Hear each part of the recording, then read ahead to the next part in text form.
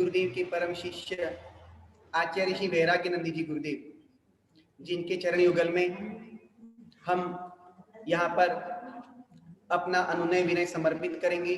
पश्चात गुरुदेव का अर्घावतरणी दिव्य ध्वनि का रसपान करेंगे।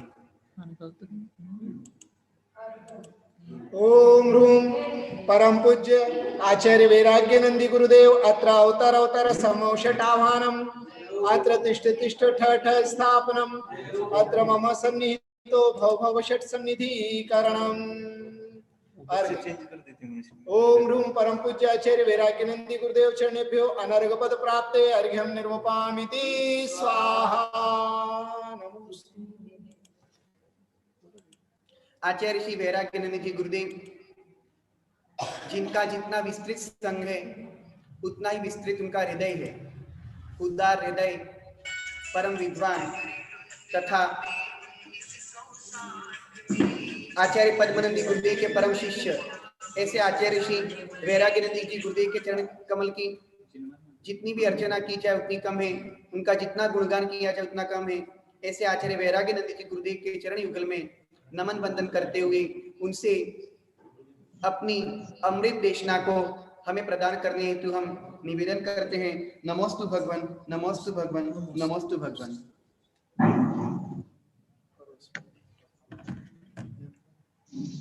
मंगलम भगवान वीरो मंगलम गौतमो गणी मंगलम कुंद कुंदाद्यो जैन धर्मोस्तु मंगलम।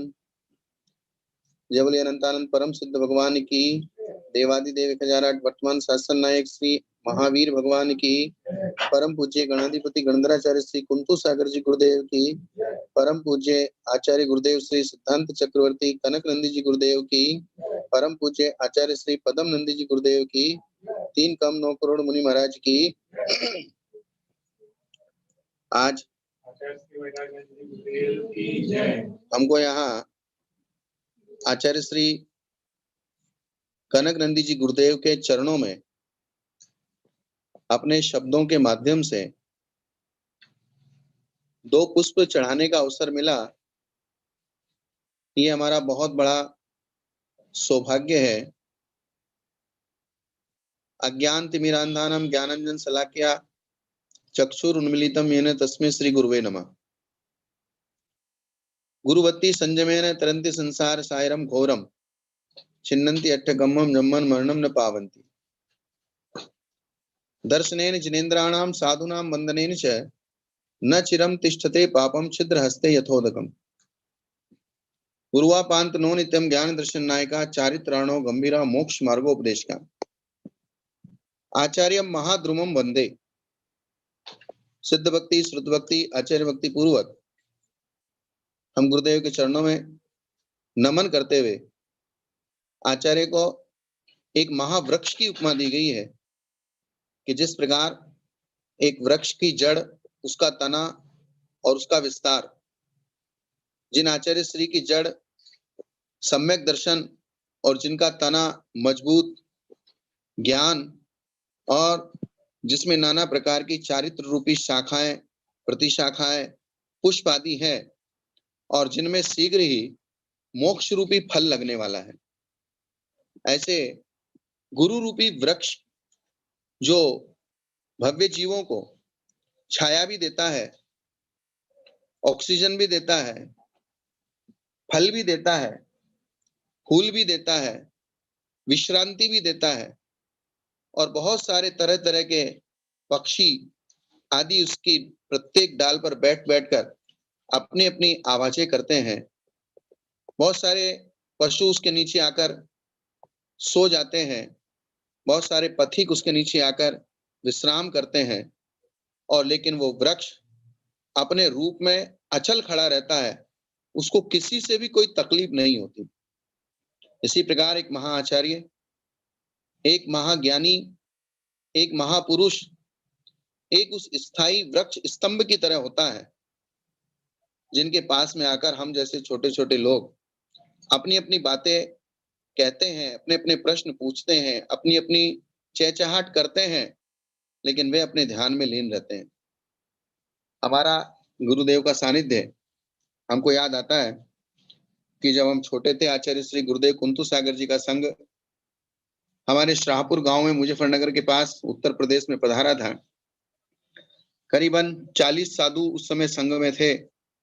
बड़े गुरुदेव आचार्य श्री कुंतु सागर जी, आचार्य श्री कनक नंदी जी, आचार्य श्री पद्म नंदी जी, कुशाग्र नंदी जी, कनकोज्वल नंदी जी, काम कुमार नंदी जी और डॉक्टर महाराज आदि आदि, कल्पश्रुत नंदी जी, सारे के कमल श्री माता जी, कुंद श्री माता जी, बहुत सारी, यानी कि पूरा 40 साधुओं का भरा पूरा संघ उस समय लगता था कि वास्तव में आचार्य श्री कुंत, आज हम उस समय तो हम छोटे बच्चे थे और संघ की सेवा करते थे और साधुओं के आगे पीछे घूमते थे, उनका आहार आदि वैयावृत्ति कराने में लगे रहते थे। आचार्य गुरुदेव कनक नंदी जी को हमारे गांव में जिस धर्मशाला में वो ठहरे हुए थे पूरा संघ, उस धर्मशाला में भी स्कूल चलता था, स्कूल की छुट्टी कर दी गई थी, तो वहां जो ऑफिस का और प्रिंसिपल का रूम था, वो प्रिंसिपल का रूम आचार्य श्री कनक नंदी जी गुरुदेव के लिए उस समय उपाध्याय थे, तो उसी में बैठकर वो अपनी ध्यान साधना आदि स्वाध्याय करते थे। ऐसा लगता था जब वे प्रवचन करते थे कि जैसे साक्षात कोई दिव्य ध्वनि सुनाई दे रही हो।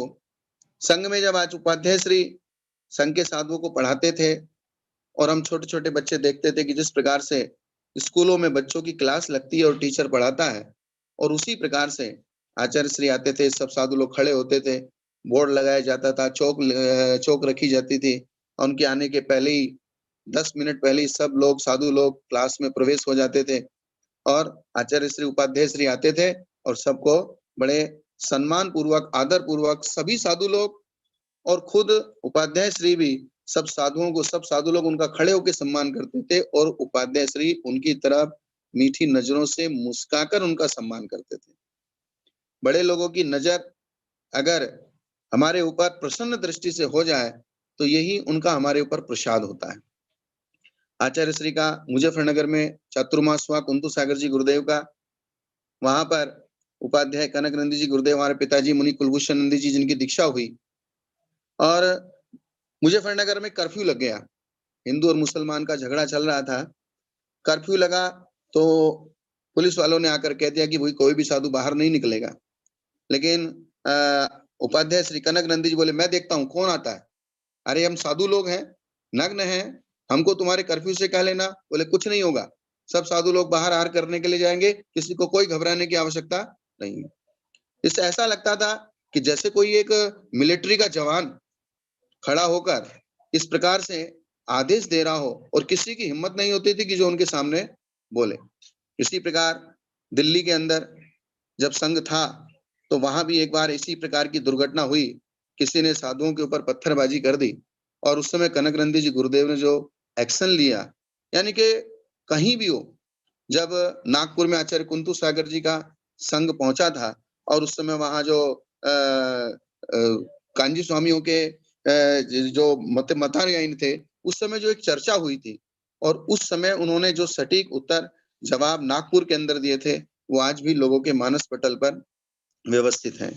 यानी कि उन्होंने अपना जीवन, आज तक का जीवन सिर्फ और सिर्फ ज्ञान की साधना के अलावा और किसी चीज में नहीं लगाया। 24 घंटे अपनी ज्ञान की साधना, सोते बैठते उठते हर तरीके से। रोहतक में आचार्य श्री का चातुर्मास हुआ, वहां भी हमने उनको बहुत नजदीकी से देखा। हमको एक घटना याद आती है, जब हम ब्रह्मचारी थे, रास्ते में बिहार कर रहे थे, तो बिहार करते करते हमारे पैर में कांटा लग गया और वो हम किसी से भी नहीं निकलवा रहे, कोई भी आता तो मेरे पैर खींच लेते, लेकिन कनक नंदी महाराज गुरुदेव आए और उन्होंने पैर पकड़ा और पैर पकड़ के जबरदस्ती खींच के उस कांटे को निकाल दिया। अब आगे एक सरलता है, कितना बड़ा है, उपाध्याय पद के ऊपर बैठे हुए एक आचार्य और एक महापुरुष और एक साधारण से ब्रह्मचारी के पैर से कांटा निकाल दें, ये बहुत बड़ी बात है। यानी कि सरलता, सहजता, निष्कपटता, निश्चलता, यानी कि सब कुछ है। आजकल जो जो गुण कहीं भी देखने को नहीं मिलते, वे सारे के सारे गुण आचार्य गुरुदेव कनक नंदी जी गुरुदेव के अंदर हमको देखने को मिलते हैं। मुजफ्फरनगर में एक ऐसी ही घटना घटी, आचार्य श्री बैठे थे, पूरा संघ बैठा था, प्रतिक्रमण चल रहा था, अचानक कुछ दो कनक नंदी जी के ऊपर बोले आप ऐसा करते हैं, आप ऐसा करते हैं। अरे ऐसे महापुरुष, और उन्होंने जो आधा घंटे तक उनके बारे में बोला, लेकिन कनक नंदी जी महाराज और पूरा संघ आचार्य श्री कनक नंदी जी महाराज बैठे रहे, बिल्कुल आंखें बंद करके। उस समय देखने लायक था कि एक साधु की समता भाव क्या होता है, कि कोई कितना भी बड़ी बात कह दे सामने से, फिर भी उनके चेहरे पर एक शिकन मात्र तक नहीं आई।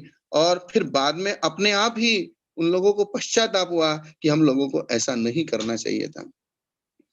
यानी कि आचार्य श्री गुरुदेव कनक नंदी जी, हमारे गुरुदेव पद्म नंदी जी, आचार्य देव नंदी जी, आज जितने भी साधु हैं, और ये गुरुदेव कुंतु सागर महाराज की कृपा है कि आज ये इतने बड़ी नंदी संघ परंपरा व्यवस्थित रूप से धर्म की प्रभावना कर रही है। अभी हम सीपुर में मिले थे, बहुत दिनों के बाद दर्शन किए आचार्य श्री के। 1 दिन 2 दिन का पंच कल्याणक था। उस समय वही उनकी सहजता और सरलता। हमने गुरुदेव से कहा कि बोले गुरुदेव, हम तो छोटे बच्चे हैं, हमसे कोई गलती हो जाए तो हमको क्षमा कर देना, हमको कुछ बोलना नहीं आता, हमको कैसे व्यवहार करना चाहिए वैसा नहीं आता। तो महाराज एकदम से हंस के बोले, अरे बोले तुम तो मेरे पोते के समान हो, तुमसे मैं क्या गुस्सा करूंगा। इतनी सरलता और सहजता कि बार बार बार बार बार मेरा पोता शिष्य, मेरा पोता शिष्य, मेरा पोता शिष्य।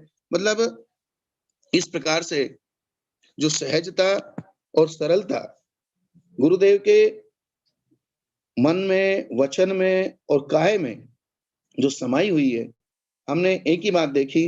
लोग कभी-कभी कहते हैं कि बहुत सारी लोगों ने भी बात कही कि बोले यार महाराज इस प्रकार से कूलर, पंखा, एसी का उपयोग करते हैं या इस प्रकार करते हैं, वो करते हैं। अरे भाई, ये तो उनकी शारीरिक परिस्थितियां हैं जो, लेकिन उनका ज्ञान आज एक व्यक्ति इस पंचम काल में, मैं सोचता हूं कि 300 साल तक भी अगर वो पढ़े तो भी वो इतना ज्ञान अर्जित नहीं कर पाएगा जितना ज्ञान आचार्य गुरुदेव ने 30-40 साल में पढ़ के अर्जित किया है।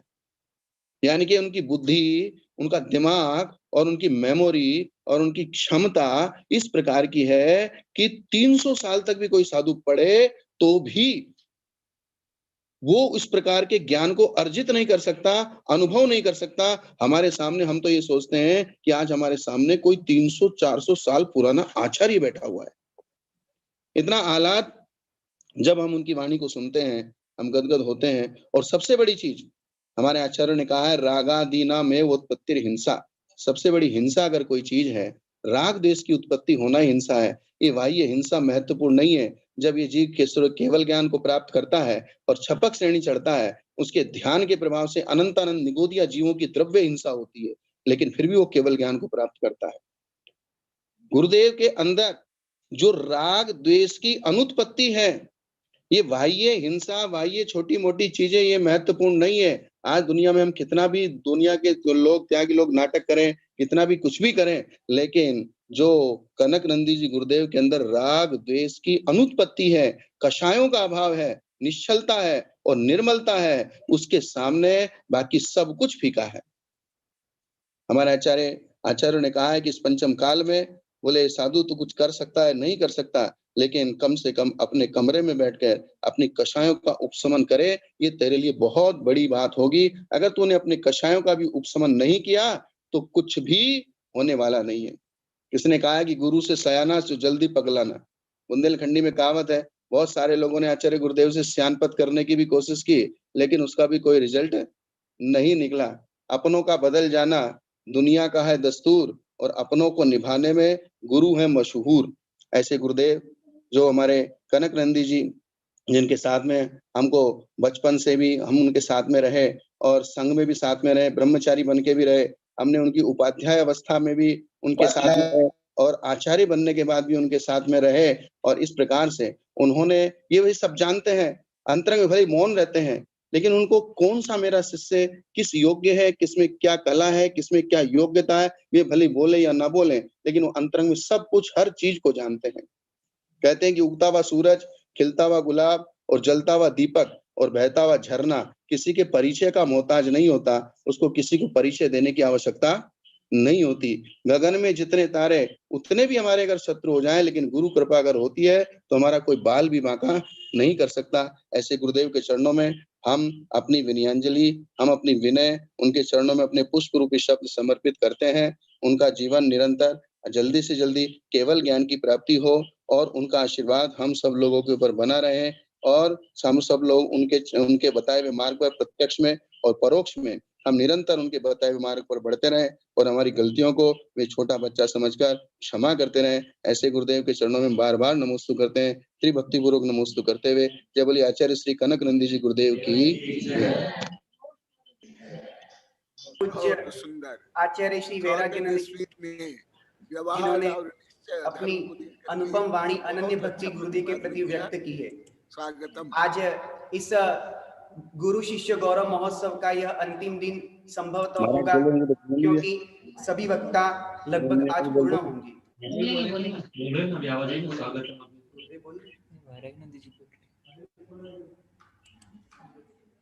तो परम पूज्य आचार्य श्री वैराग्यानंद जी गुरुदेव की अमृत वाणी का हमें अपूर्व अवसर प्राप्त हुआ। गुरुदेव के चरण युगल में